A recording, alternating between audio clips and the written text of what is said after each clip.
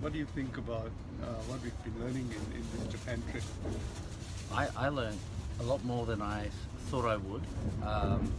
It is a nascent fintech ecosystem, but it was more about the culture, and the culture of Japan being very traditional, an emphasis on Zen and simplicity and design. Everything is perfect. They're industrial age. They're very good at process. Something that I had a sense of, and because you were on the ground in Kyoto and Osaka, that the Japanese perfected design as part of the they had the Industrial Revolution, which gave them the hardware to design and to perfect. But in the fintech revolution, in the startup revolution, in the future revolution, a lot of it is not hardware; it's software, and it's organizationware. In other words, it's communityware, it's people. Yeah. How do you think they're capturing that? So when you think fintech Japan, and by the way, I did get a sense that a lot of what is fintech in Japan was actually imported. Okay, so these are top of mind thoughts in my head. But and what I noticed about a lot of the fintechs in Japan, they're a combination of Japanese who have studied overseas, studied in Silicon Valley, and now they've seen opportunities and solutions in other markets, and they're actually said, well, this would be perfect for Japan. The Westerners that we came across were very competent in terms of understanding the culture, understanding, and they spoke the language like a local. And this was really critical because they're on a journey, and it's changing that culture of quality, like pristine quality and absolute perfection. So you're saying that the foreigners who live in Japan have imbued that, or would they actually value the Japanese culture of you have to embrace failure. Right. And I don't think the Japanese culture embraces failure. They seek absolute perfection. So a zero tolerance for something. And in the digital age, we know is to get something live and to understand how the customer is interacting with an app or interacting with a solution. It's a test and learn. Yeah, and the Chinese are very different in the sense they hit the ground running with. And the what Chinese they have, are incredible in terms of community, like a real sense of community and developing the community. The Japanese have been very good on the production side, and this was really evident in Osaka, where they had very good processes. They're very good at terms of, and this has come from the automotive industry, where you have very strong ecosystems on the development side. So, Toyota, the Toyota wave is something that the Western markets are actually got, and the US car manufacturers actually adopted that kind of ecosystem where no automotive company would actually develop all the technology themselves. They had smaller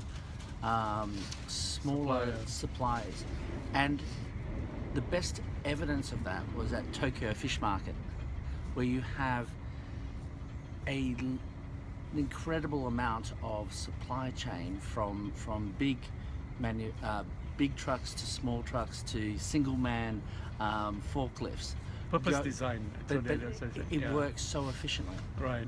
So the purpose design mindset enables the Japanese to perfect supply chain, but at a very high cost, because the amount of equipment that you need to manufacture and the amount of assumptions that you make in terms of what goes where and so on. But how's that transposed into technology, into the fintech world, do you think? And when the Japanese say fintech, what do they mean? Because their own institutions are quite old-fashioned and everything. Well, we heard yesterday about Ant Financial coming to Japan. Right. And their quest is, well, what are the customer pain points in each of the markets that they're entering into? What are they actually solving? With Japan, you've got a unique market. It is about the customer behavior, like every other market that we've seen. And the uniqueness of Japan is they've got a very aging population. They embrace robotics like nothing. They embrace having AI take over their lives because they realize that in the future, that population that's creating the innovation today, they need actually- support because okay. they've They're got creating no one their own- underneath. yeah, or So underneath. they're trying to protect their lifestyle because they know when they're old and everything, they won't be able to do it. So in Osaka, we went to the Grand Front Osaka, which is an innovation hub, and they had, which was really positive because they created a cafe environment, a lab environment, where they invited school children, the aged and everything, to come and have and play with these devices. And they were very industrial devices. So devices like helping old people out of bed, like a physical robot. And you know, there's some really quirky robots and bots, chat bots, conversation bots. So it's been a great trip to Japan and you know, visiting all the fintech community as well as some of the innovation centers in Osaka, Kyoto, and then in Tokyo. What do you see are the top 5, top 10 themes in fintech? So when we say fintech Japan, what do we mean, you think? So it has to go back to the pain points that the fintechs are trying to solve in this local market. They have an aged population. They are a very cashed up population as well. And the cash is actually in a savings account earning 0 interest. So that presents itself a bit like what EU Bao did for Ant Financial in China. Money sitting there. So Money sitting there. Do you want to make some money on that money? So I think there's a real opportunity for wealth management, simple products for wealth. The hardest thing is you have for the last 30 years no growth in Japan. So when you say wealth, it's more wealth preservation rather than wealth growth. Yeah, so you're taking a mindset of one generation and the next generation that's coming of only having cash in a bank account. And they've got to take that and say, well, do we want to put that at risk? So a lot of financial literacy is required. They're not sophisticated. I think ETFs, robo-advisory, financial literacy. So greater and greater automation Yeah. on financial technology. That would be the common theme. Yeah, so we saw 2 fintechs on the robo-advisory side, and we saw 2 fintechs on the PFM side, the Personal financial management. personal financial management, and both of them were trying to do the assisted kind of process and helping customers through that particular journey because they've never done that journey before, and in other markets they've had some success. 8 Securities was a really interesting discussion because Japan found them. They weren't seeking to be a fintech in Japan. They were just happily working in a market. And how that came to be was their founder, Mikhail, actually tweeted something, and it got picked up by a CEO in Japan saying, "Oh, you should look at this company." They ended up acquiring the Japanese tech company, which was all about AI. And that AI has really helped them introduce Chloe to market. But they realized that the real opportunity and a great, society to test that technology is here in Japan. Right. So when you think about robotics and AI, it's essentially processing all that information that is already exists, and it's the robustness of the processing that makes it.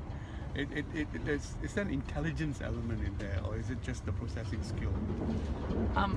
I think with AI, there's so many different levels that we learn, and I think at this stage is trying to keep it very, very simple. You don't need very sophisticated AI at the moment, but definitely in the conversation bots, they are testing it in other industries, and that will actually help bring it to financial services. Japan has a existing payments infrastructure which is highly fragmented. There's many players in the marketplace. There's great interoperability, and there's already so much infrastructure in the marketplace already. So what does fintech does do to make sense of it, or is it taking it to another level in payments, for example? In the payments, being very focused on the actual payment. We visited Origami, which is a small, well, it's actually quite a large fintech. They've got a beautiful office in the central Right. of Tokyo, but what they were trying is how to focus and create an entire ecosystem. And it is very fragmented, so Japanese people have many cards, and those cards are usually driven by the Loyalty and- retailers. yeah. What we saw in the space is Aeon has become Aeon Bank. 7-Eleven has 7 Bank. They're very focused in trying to keep that money within their own ecosystem. So all the retailers tend to have not just a loyalty card, but it's a way to So it's going to cement- be fragmented forever because the retail warfare is such that there's enough critical mass for each of the retailers to maintain their own unique identity. There won't be any great consolidation in Japan, and the fintech experiments or the fintech efforts essentially to manage this diversity or manage this fragmentation. Yes and no. I think there was Origami and some of the other fintechs, as you move to APIs, is how do we get consistency of the APIs? So you may shop at 3 or 4 different retailers and you'll have interoperability around that. So as we digitize everything, we can get interoperability. At the moment, we've got systems that are legacy systems across all the different retailers. So there is an opportunity to export that. What blew me away was in the short space of, since the iPhone was quite late to this market, SoftBank brought the iPhone to Japan, and Paul Chapman, the founder of MoneyTree, was an early developer on the iOS platform. He's originally from Melbourne. He can speak fluent Japanese, but it was teaching people about apps and how to work within that development ecosystem. And that's really helped him actually go into the financial services space. But there is a big opportunity because the early investors in Alibaba are SoftBank.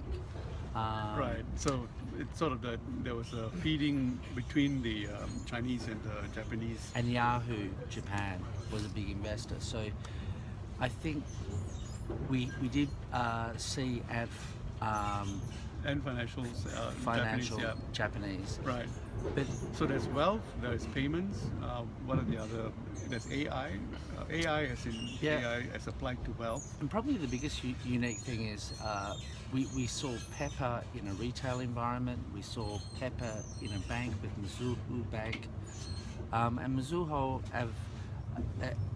have got it as a meter and greeter at the moment, but they're exploring cross sales, they're exploring product introductions and everything with it. So.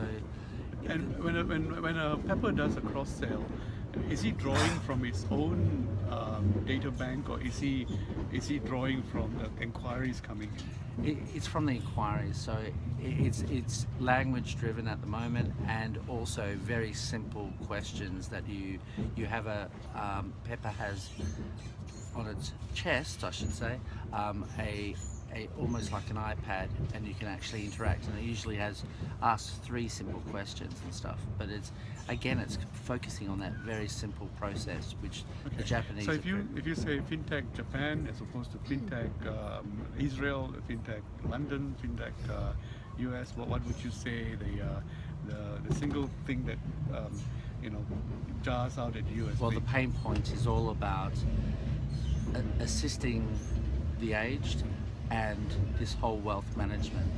So I think robo-advisory and definitely PFM are the ways forward. And just building the structures to support themselves as they become an aging and self-sufficient They population. realise that they won't have enough humans to help them, so the machine has to take over.